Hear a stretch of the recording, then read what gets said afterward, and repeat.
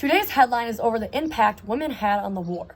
World War II happened from 1939 to 1945, and in this time, women played a huge factor. That included fighting, helping the injured, and working in factories. Let's go into detail on some of those things. So, the first one is fighting. Some 350 women served in the U.S. Armed Forces in World War II, both at home and abroad. Between 1940 and 1945, the female percentage of the U.S. workforce increased from 27% to nearly 37%. And nearly 1 out of every 4 married women worked outside the home. World War II opened the door for women to work in many types of jobs ever than before and gave them more freedom to do what they want.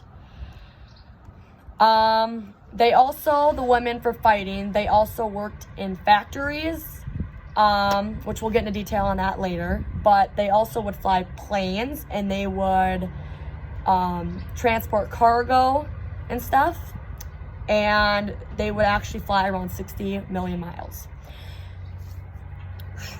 Okay, the next one is to help the injured.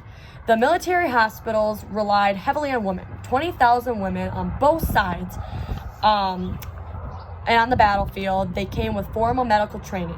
One lady that helped the injured men was Edith Cavell, who was a British nurse.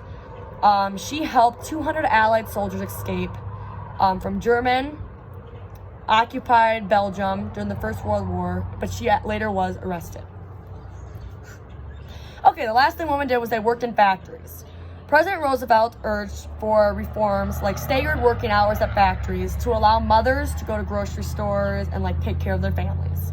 Not all women were treated equally though. African American women found that white women were not always welcoming at work, and if they were, they were even granted the same opportunities in the first place and were paid less than their white peers. So overall, women played a huge factor. Just because the men got to work first and just because the men got to do the more hard labor stuff doesn't mean women didn't play a factor. The war wouldn't have gone the way it would if you didn't have women cooking, helping out, fighting, doing all the stuff that they wanted.